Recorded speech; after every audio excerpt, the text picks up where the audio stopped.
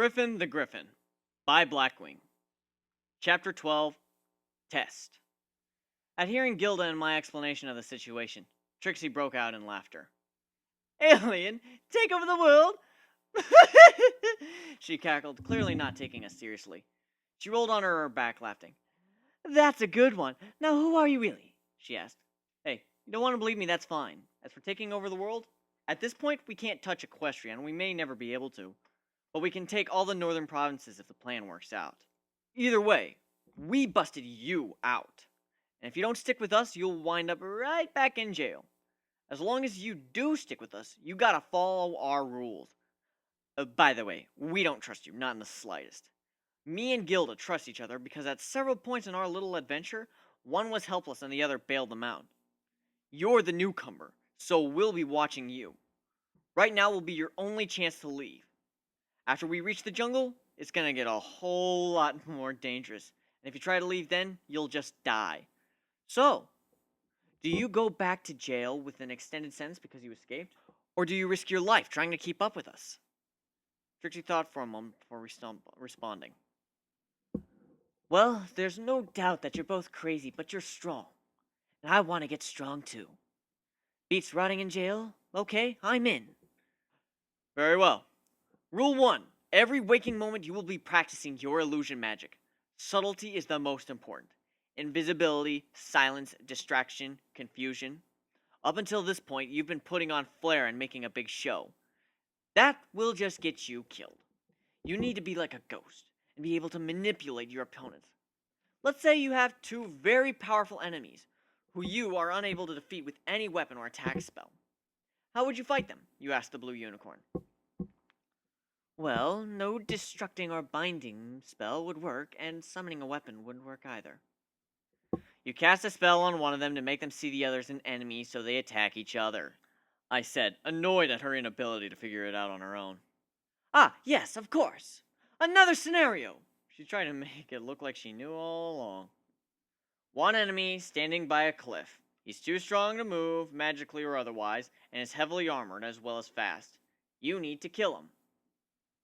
Trixie thought for another moment, unsure. The three of us continued to walk towards the jungle for about another half hour while Trixie was deep in concentration. Trixie, by this point, the enemy has noticed you and killed you. You lost your life failing the mission. Now, when the invasion comes, the guard will alert the rest and the entire army dies. Well then, Mr. Alien, what would you have done? She said in an annoyed tone. I would have used illusion to make him see everything 5 feet from back, so he thinks he has another 5 feet before the ledge, when he really doesn't. He'd move into his position at the edge of the ledge, but since the real ledge is 5 feet back, he'd fall off and die. Then I'd place a copy of him so as not to alert the rest. And I would have thought of it in less than 30 seconds. It's one thing to come up with a plan. It's another to come up with a good plan, and it's something entirely different to come up with a good plan quickly. That is what you'll be training. I may be a griffin now, but my original body was weak, slow, and didn't have any weapons. Stealth and cunning were my specialities. You have much to learn, young grasshopper, I said the last part, like Mr. Miyagi, giving a slight bow. Trixie was confused. Don't ask, Gilda face clawed. It's an alien inside joke or something. He pulls this crap all the time. You'll get used to it. Okay, so where are we going? The unicorn companion asked. Feline jungle. We're gonna kick butt, get tough, get rich, and have a blast, I replied. That would have been so much cooler if I had a pair of sunglasses. So, Griffin, if that is your real name, how do you know that insufferable unicorn Twilight? Trixie asked.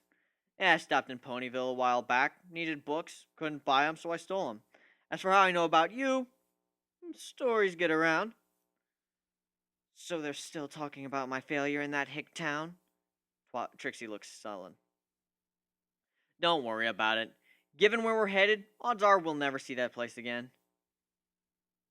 And where are we headed? That jungle can't be the final destination if you plan on taking over the world, no matter how ridiculous that sounds, she asked. All in due time. You'll find out eventually, when I trust you more. Oh look, we're close to the border and we got company. We crouched low behind a hill, spotting a camp in the valley below. Myself and Trixie were laying low behind cover while Gilda flew high to watch our backs in case something snuck up from behind. Looking at the shadowy figures cast by the campfires, they were ponies. 6 of them, unknown type. Some were having a sparring match while others worked to unload a broken cart. After Gilda made sure there wasn't anyone else around, she flew back down. Okay, so we've got 6, I believe. I can't tell their type. Care to confirm, Gilda? 7. I spotted one in a carriage they had set up. The 6 that are there are all earth ponies. I can't tell the one in the carriage. We had practiced giving situation reports. No fluff, but all the important information. What would 7 ponies be out doing this far from town? Well, they might be travelers planning on entering the forest in the morning. It seems likely if they were bandits, they would have made camp in the forest for cover and wouldn't have made a bonfire. That is, unless they have reinforcements hidden in the tree line and are trying to bait some would-be bounty hunter. No, 7 is way too many for bait. They would have no more than 3 or 4, or else they wouldn't get any bites. 7 is way too many for any average fighter to take on. No, they must be preparing for a jungle raid. Either that, or they're new bandits. Their carriage, though, is way too fancy for bandits to have unless they stole it. New? Trixie didn't understand. Slang for a newbie as in greenhorn, someone who has no idea what they're doing because they haven't been at it very long. In other words, you, Trix, I insulted. Gilda laughed, then quickly stifled it not to alert the camp. Okay, so, Trixie, time for you to see how we make decisions. We assess the situation, then vote on it. You don't get a vote this time around because you're the newcomer, and you don't know how we do things. Pay attention, though. Eventually, when we trust you enough, we'll cut you in on it. We all huddled together, while at the same time looking out once in a while to make sure we didn't get snuck up on. Okay, first we need to figure out who they are. They might be adventurers, in which case they could be of use to us, trading and whatnot. Or they are extremely foolish bandits who we have a raiding opportunity. Or they're merchants, and we could raid them, but we'd have an even higher bounty. The final possibility is a VIP escort. We need more information on what we're dealing with before we decide. Gilda, lower a cloud and take a look from the sky. I'll sneak up close with Trixie with an invisibility spell. I thought you said we'd vote on it, Trixie said. We vote on things, we have more than one option. No matter what the outcome, it would be stupid not to figure out what we're dealing with. Even if we do nothing about it, there's a wasp in the room, I want to know where it is. Might turn out to be a honeybee, which I can follow back to the hive for a snack, savvy? I said the whole thing in my best mimic of Jack Sparrow. So first you're a martial artist and now you're a pirate, Trixie marked. Indubitably, my dear. Now, let us make haste, else we risk losing our quarry. This time with a high society British accent. She just shook her head. The things I get myself into. Gilda flew overhead, hiding in a cloud, while myself and the great and powerful annoyance crept up on foot, hoof, claw, paw, whatever. We had the invisibility spell on, her riding on my back because it was much easier to cast on only one target, and her hooves made a lot of noise. I told her before we got close that if she said anything, I would just leave her with whoever these ponies were. So she kept her mouth shut the entire time. I still had to avoid the fire, lest they see our distortion by the fire, or a stray ember dispel the illusion. If she wanted us to get out, she would tap me with her hoof. Sneaking around, I looked to the window to the carriage and spotted a stately-looking unicorn who I recognized very well, even with a pillow over his head. We left the camp, returning to our original spot, where Gilda met us. Well, looks like you didn't screw up, Trix. That's 2 in a row. Good job. Nice to have a lucky streak. What else can you expect from the great and powerful... She was interrupted as Gilda grabbed her around the neck, but not too hard. I mean, thanks. I'm glad I didn't mess up, she corrected herself. See, you can teach a Trixie new tricks, I laughed. So, turns out Mr. Carriage is a unicorn, all professional. Any idea who he might be? I knew exactly who it was, Prince Blueblood. As for why he slept in the carriage while the rest of the group, obviously guards, slept outside, was plain to see. Of course, I shouldn't know who the prince is, so I just played it off. Prince Blueblood, I wonder what he's doing all the way out here, Trixie asked. Probably on some tour thing, showing himself to all the towns. Why would he go near the jungle, though? I don't know any of the jungle towns, but there might be one, Gilda said. I think it's more likely the cart broke down and it's somewhere near the plane, so they pulled it to the nearest source of wood, being in the jungle, to try and fix it. That doesn't make any sense. I mean, the cart is plenty big for all the stuff they had, plus the ponies. Why not just salvage the carriage and fix it? Because Blue Blood is egotistical. He'll make ponies go out of his way, even endangering the whole group just to spare himself some comfort. Says Miss Ego herself. Well, odds are they're not hostile, so if we want, we could probably trade with them or something come daybreak. They most likely weren't prepared for a breakdown, so they might not have an axe and will probably be trying to kick trees down to use it to repair it. Old Princey won't be doing any work for himself, so they'll probably be happy to have some help. Okay, so our options. I cleared my throat, preparing to explain what we were about to do. 1. We help them out. We may not get a reward, but we just might. Having royalty on your side is always a plus, especially given that we're criminals. Influence is a good thing.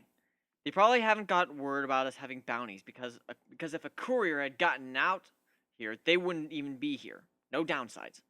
Option 2, we trade with them, see what they have, let them see what we have in return, and try to strike a deal with them for something we need.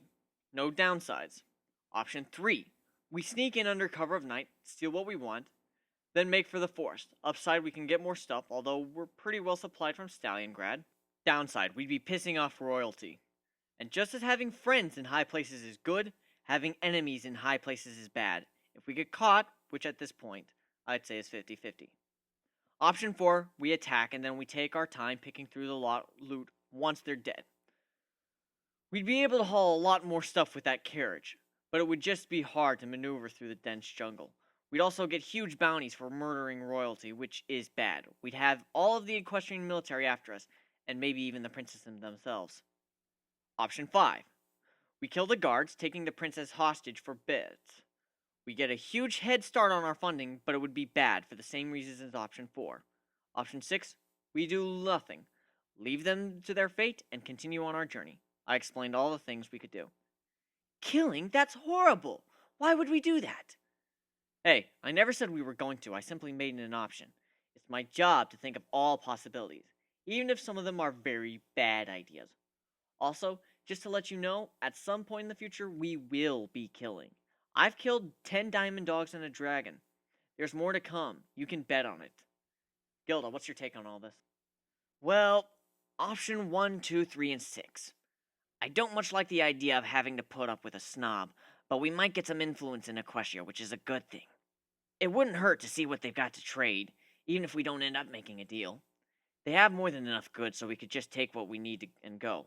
But it'd be pretty hard to go unnoticed with all 6 of them on guard, even though they probably will go to sleep soon. We'd have to silently kill a guard or 2, or we just ignore them. Any of those work for me. Well, I don't want to go around pissing off anyone with power, and we have more than we need, so I'd say stealing is off the table. Again, we have pretty much everything we need, so there isn't any real reason to trade with them, unless they have something really hard to come by, which I doubt it. So, we either leave them alone, or we help them out. Since we're undecided, I'm making the decision yours, Trix. So, we put up with the snob, delay our journey, and put up with a hard day's work without guarantee of reward, or do we just leave them be? Let's help them? Trixie said nervously. I could read her like a book. Let me guess. You hope that by helping the prince, you'll be able to get out of your prison sentence and then go back to your old life? Yeah, this would be the perfect way to lose the bounties we no doubt have. Well, whatever. I made it your call, so we help them in the morning. Let's get some shut-eye. I'm taking first watch with Trixie. I don't trust you enough not to make off with all our stuff. Morning came. Me and Gilda woke ready to start the day as soon as Celestia's sun came up. We had to kick Trixie to make her wake up. Geez, sleepyhead, we're both awake half the night and we're up. You had a full night's sleep and you're still groggy. We have work to do, remember? I kicked her gently again, making her roll under her hoofs. All right. Do you always get up this early? She complained. Yes, we do, because if we don't, we'll get eaten, or kidnapped, or arrested, or something. We wake up at dawn every day and go to sleep past midnight. Just another thing you'll get used to. Oh, look, you're awake. I don't see you practicing your spells. And now you're a drill sergeant. Joy, she said, wiping the sleep off her eyes with her hooves. First order of business, breakfast. We each get a banana. The point is not to fill yourself up, but to keep enough energy to last you till lunch. You can't march on an empty stomach, but a full one makes you waddle instead. Let's go. Jungles are full of food, so we didn't have to worry about wasting ours. We ate quickly, then headed to the camp. The carriage was a bright white, designed to be pulled by two, while the covered wagon was dull, designed for efficiency instead of glamour. It also meant to be pulled by two. Finally, there were two armored ponies, clearly the convoy guards. As the three of us approached, with Trixie making herself invisible, Gilda on a cloud above, and myself coming up in plain sight. The agreed upon method of approaching uncertain targets. I was halted by the guards. "Halt, Griffin!" one of them huffed. "Oi! How'd you know my name?" I said whimsically. The guards looked at each other, confused, then pointed at me. "Ah, right. Name's Griffin the Griffin. Noticed you lot were in a bit of a pickle with that there broke cart. You need any help?" I was given the "hello, governor" accent by the peons a couple hundred years ago. It meant I wouldn't have to explain my name if they thought I was some bumpkin. "No, Griffin, we do not require your assistance. Now be on your way," they huffed. "You sure? You might want to ask the big boss that their fancy carriage about it. He probably wants to be on his way, and I think I can help you," I said, pointing at the carriage. Trixie had cast a spell prior, letting me and Gilda see her while she was invisible. She looked kind of like a ghost, a partly see-through version of herself. She face-hooved. One of the guards went to go ask the prince, while the other moved to be directly in front of me. I just blew on my claws nonchalantly, waiting for him to return. The prince came out of the carriage with the guard walking up directly to me, looking me in the eyes. Let me guess. You're hoping for some kind of reward for your work?" the prince said, looking down at me even though I was taller than him. "Is that a question or an offer?" I said in my normal tone, confusing the hell out of the guards. What services could a lone griffin provide?" he asked. "Well, I can tell you need wood, otherwise you wouldn't be so close to the jungle. I can easily cut down trees with my blade, as well as make them the right size and shape to fix your cart. As for being alone..." I flicked Trixie, whose sudden appearance as the spell shattered made the prince jump back. Gilda, seeing her cue, dropped from the cloud she was on, landing next to me. "What is this?" he asked, afraid, as the guards moved to intercept the new targets. "We're just offering some help is all. We're quite skilled. If you don't want any assistance, we could always continue our journey into the jungle." "What? Why in Equestria would you want to go into that forsaken place?" he asked, shocked. "To each his own. You prefer high society. I prefer fighting for my life in an unforgiving location. It's quite a rush." "No, I'm afraid we're perfectly capable of taking care of ourselves. Now be on your way, you ruffians," the prince said nervously. The guards moved closer as we backed away. "Fine by me. We don't want any trouble. Climb on, Trix. We'll land somewhere in the jungle. Don't want to be ambushed by any cats or anything on our way." I stopped moving. I closed my eyes, listening, feeling. "Gilda, take to the skies! Trixie, vanish! Find somewhere safe and don't move!" I drew Hades, standing on my hind legs. "What is the meaning of this? Drawing your weapon in the presence of the prince? You're under up..." The guard was cut off as a net landed on him. Suddenly, he was dragged underground, screaming. Two of the worker ponies who had either been pulling the cart or chariot met the same fates, disappearing suddenly. "What's going on?" the prince yelled, crying nervously. "Shh! Stay quiet and you'll be safe. They have sensitive ears," I whispered. He gulped as he stepped back. A small hole appeared under him, with a net springing out of it. I grabbed the net as it surrounded him, pulling it up on him with both arms, as I elbowed the prince out of the way. I tugged and yanked until the diamond dog on the other end popped right out of the ground. I twisted around, slicing him clean in half with my blade. "What in the name of Celestia?" the other guard said. "Diamond dogs, slavers. What the hell are they doing this far south, unless they have a warren right under us? I was not expecting this." Blue Blood just stared at the body of the dog, still twitching despite not having its lower half. He started to vomit. A dog appeared behind him, about to grab him and drag him down. When Gilda dropped out of the sky, grabbed him, picked him up, lifting him up high into the air, a couple 100 feet up, then dropped him. I saw Trixie out of the corner of my eye, being very still and very silent, still invisible. She had a look of unrequited horror as she watched the whole thing unfold.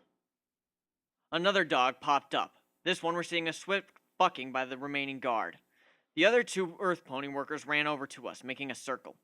Gilda was picking off dogs as they popped up, throwing them into the air, causing them to fall to their deaths. Their hide underground strategy wasn't working. The whole lot of them popped up. 30? Are you freaking kidding me? We're right on top of a whole nest of them, I yelled.